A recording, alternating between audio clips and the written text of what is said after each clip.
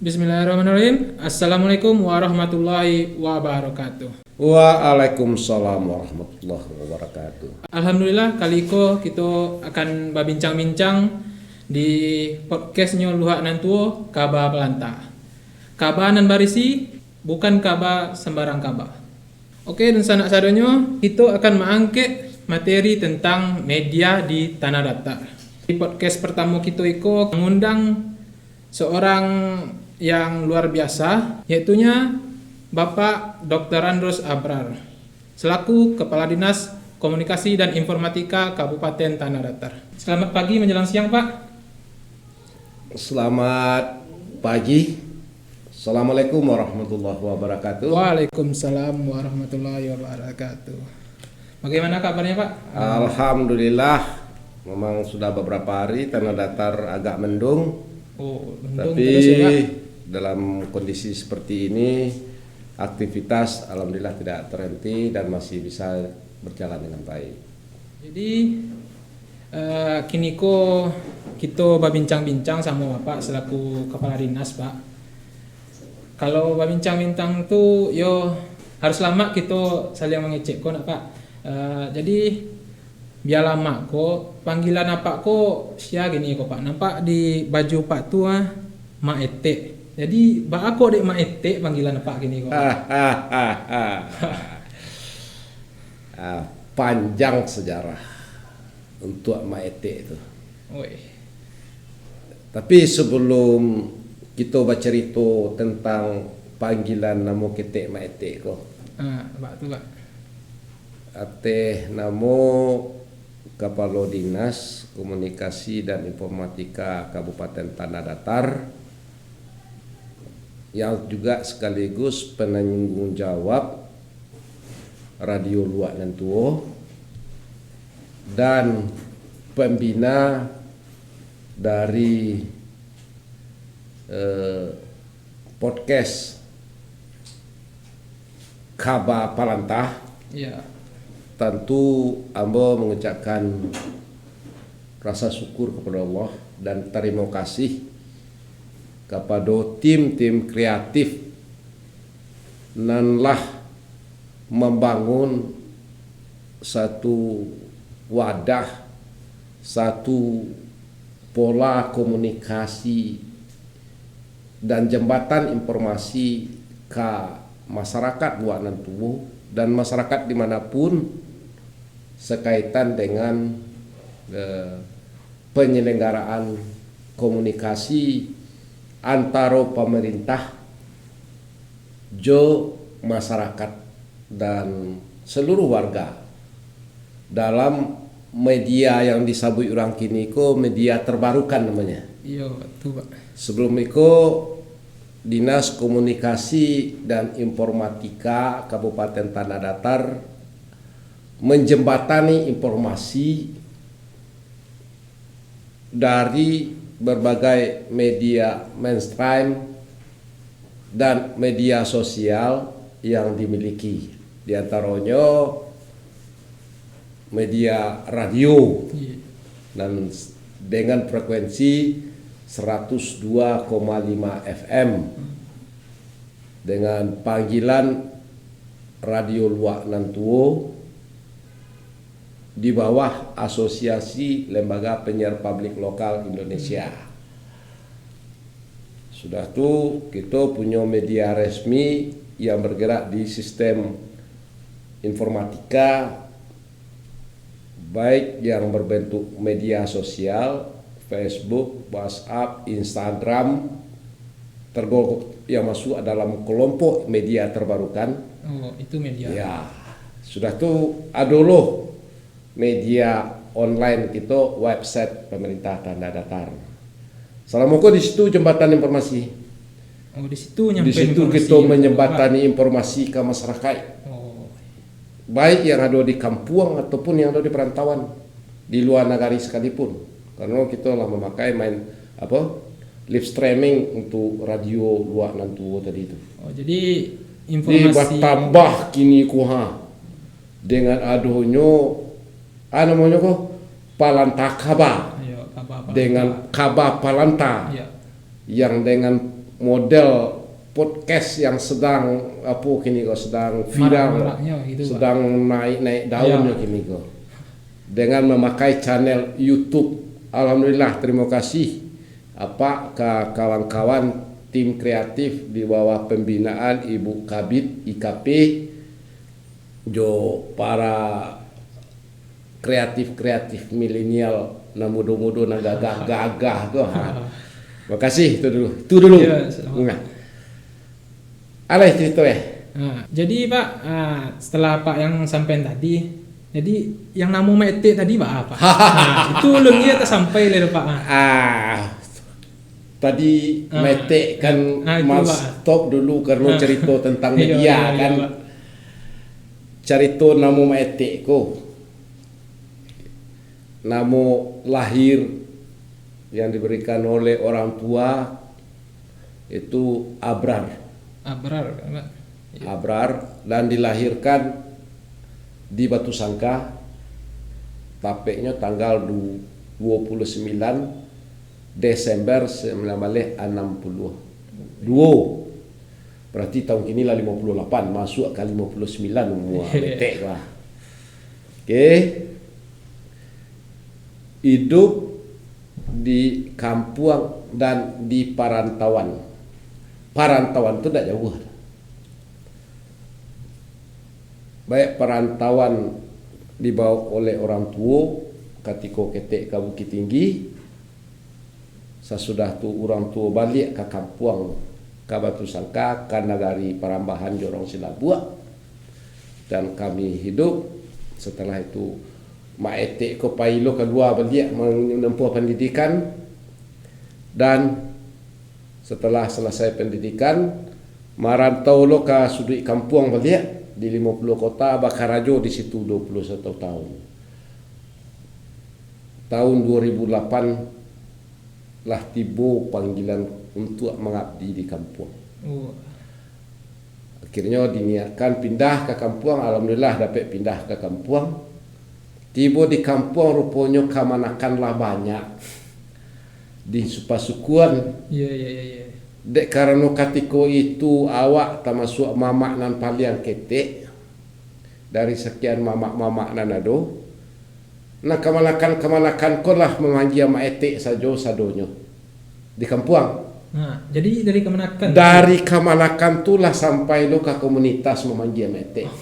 Lah sampai lo ke kawan-kawan sebaya memanggil mak etek. Lah sampai lo kanan tua-tua memanggil mak etek. Akhirnya kalau lah tiba di kampung orang bertanya, lain nampak mete Abrar. Mete Abrar. Oke, itulah sejarahnya. Nah, tiba di radio ketika ditugasi sebagai Kadis Kominfo dan Perhubungan. Waktu itu Kadis Kominfo dan Perhubungan, alun Kominfo sendiri lain. Rupanya di radio ko ada panggilan-panggilan khusus untuk angkasawan-angkasawati. Panggilan udara. Ada kalau untuk padusi itu Oji, padahal nama sebenarnya Oji Linggani. Iya. Ada Amai, padahal namanya Nur Hayati. Ada almarhum kita dulu namanya Mak Angah, Yasrizal Mak Angah. Sebelum tu ada penyiar kita namanya Mak Dang. Nah kebetulan yang Mak eteknya alun ada para angkasawan-angkasawati ko sepakai lo ramai nama dapat Kadis ko mak etek begitu. Akhirnya nama mak etek ko lebih viral daripada nama asli Abrar tadi di era kini. Iya. Itu cerita nama mak etek. Sehingga seluruh elemen lah hampir memanggil nama ko dengan mak etek. Panggilan keakraban, panggilan persahabatan, panggilan pergaulan. Nama ketek adalah Abrar. Kini dipanggil orang Maete. Itu sejarahnya Ki. Itu panjang ceritanya, panjang lagi kok. Tapi kita potong salah situ dulu dah.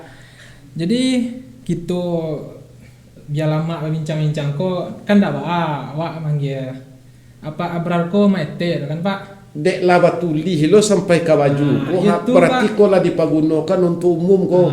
Untuk siapa saja. Jadilah dipublish namanya ko. Karena lah dipasang di baju. Berarti lah merelakan, lah mengikhlaskan Abrar tadi itu dipanggil dek khalayak dengan panggilan Maete. Ada filosofi balik itu manganan orang kampung balik ke istilah-istilah panggilan-panggilan saya itu awak di Minang itu yang ketujuh. Sehingga panggilan-panggilan keakraban, panggilan-panggilan pakai strata, pakai janjang di Minangkabau kok dapat yo balik ke situ balik. Ya, jadi kok untuk perbincangan kita lebih lanjutnya kok manggil Maete istilahnya. Silakan. Jadi sebelum kita bincang lebih jauh Maete jadi sebelum itu Bapak sebagai Kepala Dinas Kominfo sekarang, sejarah apa? Tapi lah Bapak panggil Maete.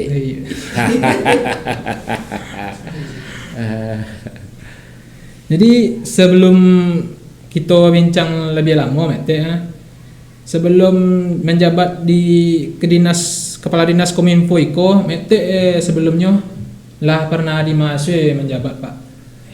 Lah pernah menjabat di Mase Maete kok.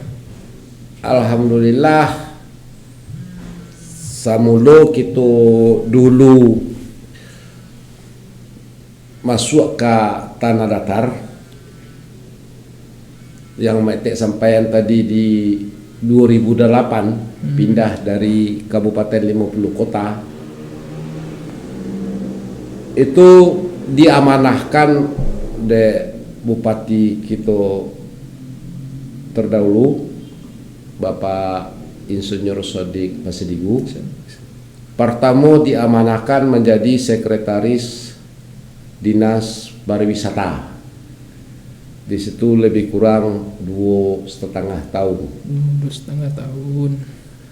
Setelah menjabat sebagai Kepala Dinas sebagai Sekretaris Dinas Pariwisata yang waktu itu pimpinannya adalah Pak Alfian Jamrah, kini Kepala Baperlitbang. Maete ditugasi lanjutan oleh Pak Sodik masih jadi Bupati waktu itu sebagai Kepala Kantor Kesbang POM.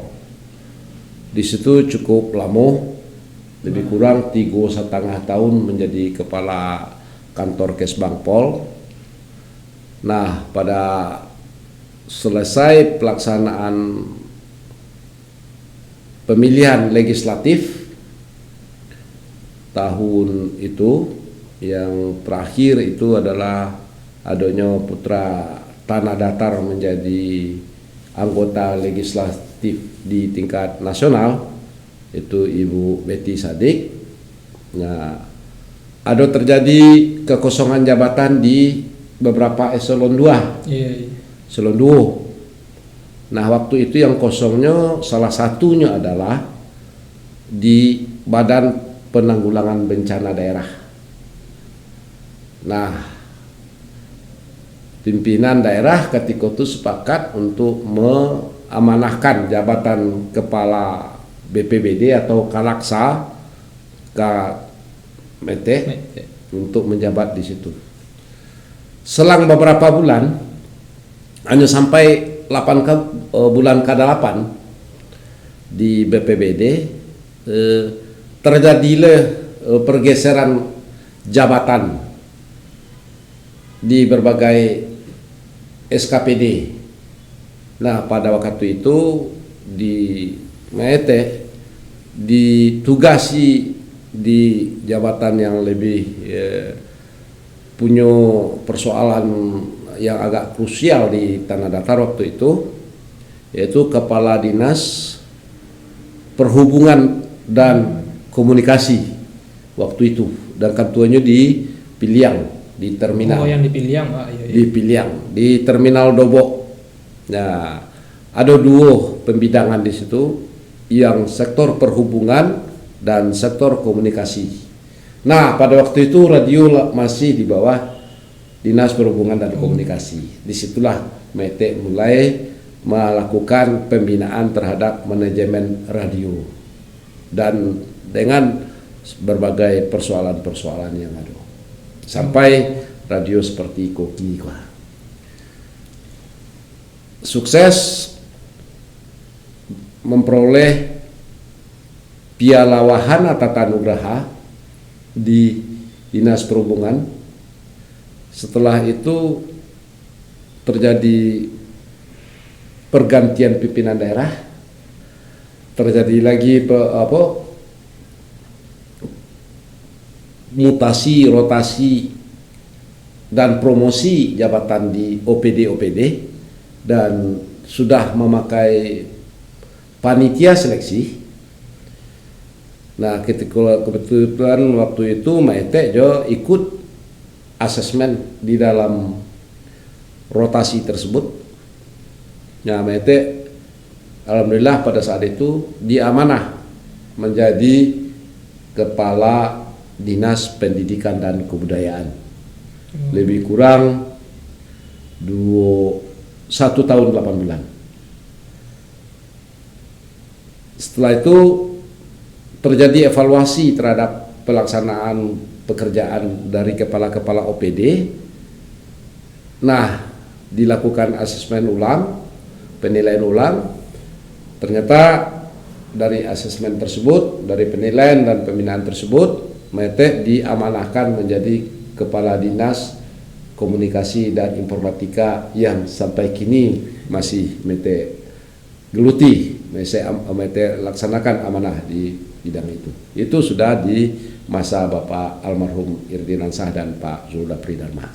Ah, itu cerah. Jadi begitu pindah dari 50 kota sampai tahun 2021 kini, paling tidak sudah 5 kepala OPD yang Mete pimpin di Tanah Datar dalam waktu yang tidak terlalu lama begitu. Itu kira-kira lagi. Oh, jadi gitu Mete. Panjang juga perjalanan Mete ko di kampung gitu ko Mete. Tuh yo patut jadi sebuah tiru bagi milenial kini ko Mete sebagai sejarah panjang Mete ko gitu. Nah, jadi kini kopi lah tersedia jadi jangan lupa diminum kita bincang santai gitu mudah-mudahan kopi-kopi yang disediakan di adik-adik Isiko kopi produk dari luar Nantuo asli. Nah, produk kampung kita coba nikmati seketik dulu. Nah, itu yo Bismillahirrahmanirrahim. Sabana kami kopi yang dibuat kawan-kawan kah. Kini kita lah minum kopi sontak Mete. Jadi kita langsung masuk ke inti yang kita bahas kali ko, media di Tanah Datar. Mete sebagai Kepala Dinas Komunikasi dan Informatika Kabupaten Tanah Datar.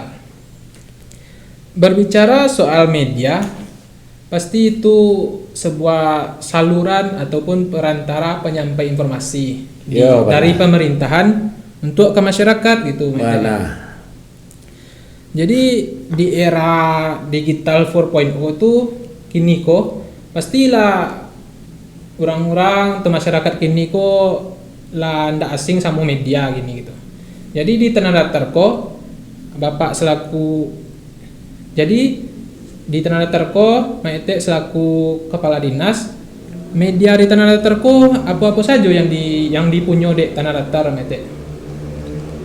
Alhamdulillah Regi, media kita kalau berbicara media yang mainstream dan media terbarukan yang kondisi hari kini, ancak kita cantik dulu seperti posisi informasi nabah kembang di Nusantara kini. Tidak lepas itu adalah di Tanah Datar yang menyasar sampai ke kamar-kamar masyarakat Tanah Datar. Hari ini persoalan informasi berdasarkan pengamatan kita lebih banyak informasi itu yang sampai ke dibaca, yang di like atau yang di subscribe atau apalah namanya di follow ya oleh masyarakat itu tuh yang sifatnya dari media sosial. Nah, kita tahu media sosial tadi itu banyak sekali mengandung unsur-unsur yang tidak benar. Unsur-unsur yang tidak benar.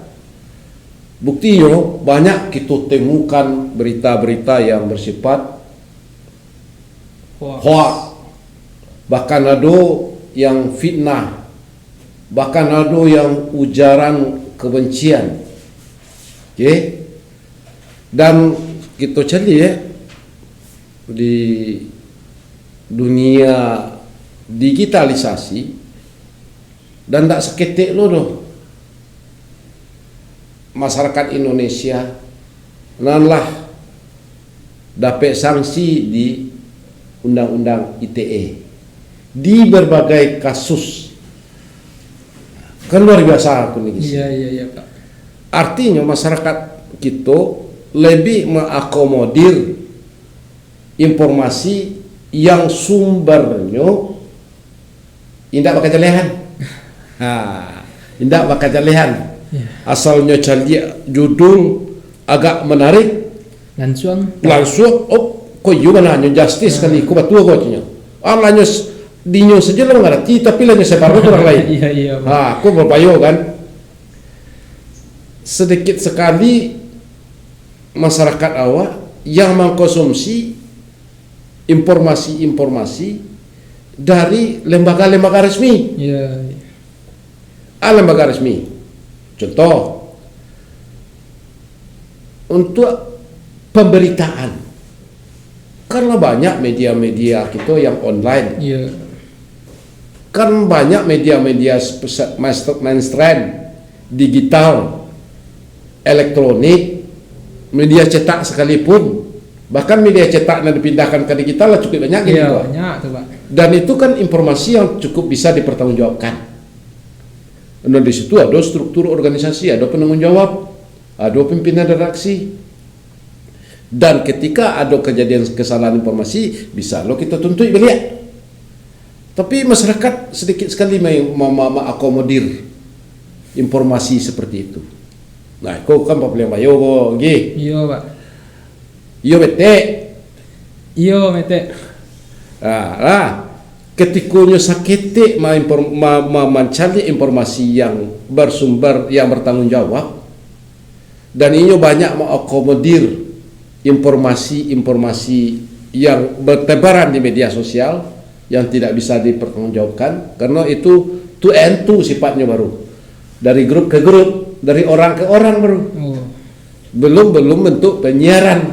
Nah, kalau media-media yang telah dibuat de media-media yang sudah berorganisasi, yang sudah punya perusahaan, yang sudah punya legalisasi dari Dewan Pers, itu kan bisa dipertanggungjawabkan. Atau media makin ini akan dipakai. Kalau informasi-informasi dari pemerintah, kita lah membuat banyak media. Dan kalau dari informasi dari pemerintah, khusus untuk di tanah data, berita dari luar nanti itu setiap kalimat yang dikeluarkan oleh penyiar itu bisa dipertanggungjawabkan. Apalagi informasinya, ya kan? Nah, kenapa masyarakat awak hanya sebagian kecil yang mengakomodir itu? Oke. Yang kedua, ada media-media online, informasi-informasi resmi yang ditebar secara online, secara resmi oleh pemerintah. Kok mencari informasi penyelenggaraan pemerintahan tentang perencanaan pembangunan, realisasi perencanaan pembangunan, ada di website PPID, ada di website pemerintah daerah, Tanah Datar ID resmi, bisa diambil, bisa di-download. Kalau ingin bertanya, bisa berdialog di situ. Nah, kalau ingin mencari di media-media luar ruang, kita punya tunggak beliau. kita punya Video. Videotron, media digital luar ruang, dan kita punya informasi-informasi di berbagai tempat tonggak Balio itu bisa dipertanggungjawabkan.